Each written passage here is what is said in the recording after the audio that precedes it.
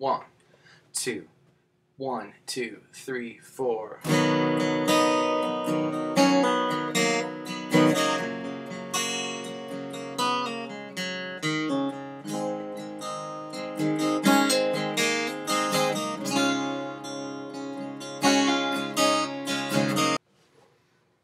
Okay, let's analyze this. Now, first of all, we've got C, G, A, major, and D major. If you don't know those chords, learn them. C, G, A, D. The very first part, the very first measure, 1, 2, 3, 4. That rhythm is 1 and 2 and 4. 1 and 2 and 4. 1 and 2 and 4. But we don't strum it straight like that. We're gonna strum, pick the D string, pick the G string, hit the bottom 2.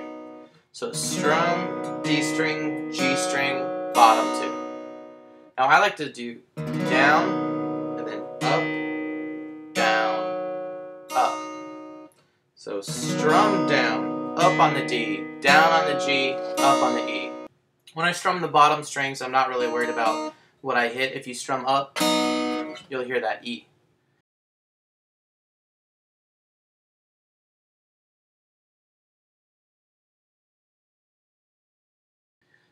Now the rhythm for this, 1 and 2 and 4 and.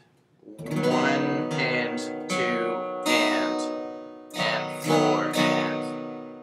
1 and, whoops, 1 and 2 and 4. Again, 1 and 2 and 4 and 1 and 2 and 4 and 1 and 2 and 4 and 1 and 2 and 4 and 1 and 2 and 4 and 1 and 2 and 4 and 1 and 2 and 4 and 1.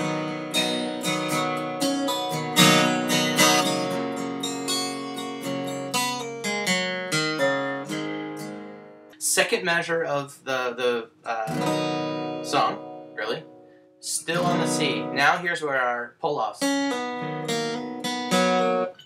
This pull-off with a C chord, without moving your hand, you're going to pull off from your pinky to the first finger, and then hammer on, open first, pull off, first open. So, now the rhythm, 1 and 2 and 3, 4 and. 1 and 2 and 3, 4 and. Try that with me. Get your pinky and first finger ready. Ready and. 1 and 3, 4 and. Ready and. 1 and 2 and 3, 4 and. Ready and. 1 and 3, 4 and. Okay, so when I strum this, I'm not picking the individual strings. I'm strumming all the strings. And what I do when I strum is I focus the pressure on the string where the pull-off happens, which is the B string. Also, the pull-off itself will draw attention to that string, so you don't have to focus on it too much. But if you imagine a curved path to your pick, with the bottom of that curve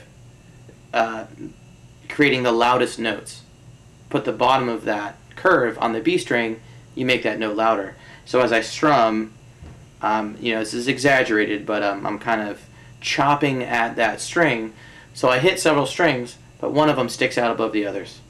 And then on one of the strokes, on the upstrokes, I pretty much am hitting that string only, or at least starting with that string, so that that's the one that sticks out the most. So experiment around with how you angle your strum, angle the attack, to make that string louder. So the whole intro,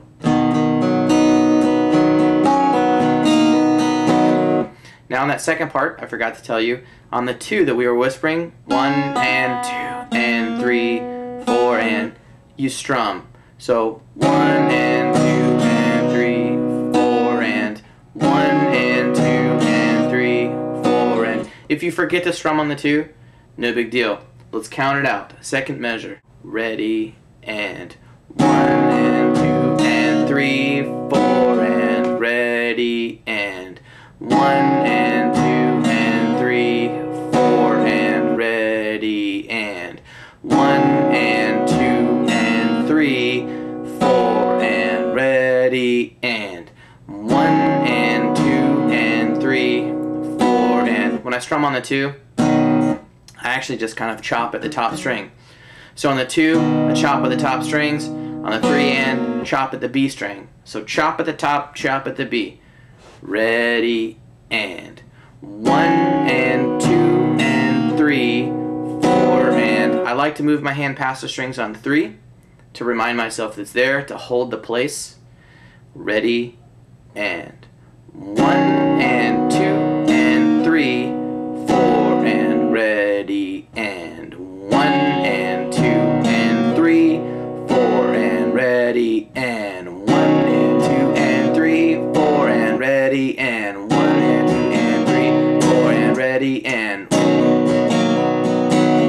ready, and 1 and 2 and 3, 4, and 1 and 2 and 3, 4, and 1 and 2 and 3, 4, and 1 and 2 and 3, 4, and 1 and 2 and 3, 4, and move your hand down on the numbers and up on the ends no matter what. Even if you're not hitting the strings, you want to get that down. If you don't have that down, this rhythm is going to be extremely hard. So if you're having trouble with this, keeping your hand moving, if your right hand stops at any point, so watch carefully.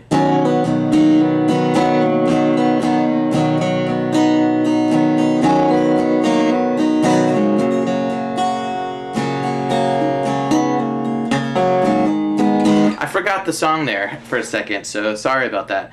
But notice the right hand continues to move. If you're having problems with that, focus on that first, and then come back to this. Okay, that's the C chord. The next chords are going to be G, and A, and D. We'll focus on that in another video because we're running at 10 minutes here now. So focus on that.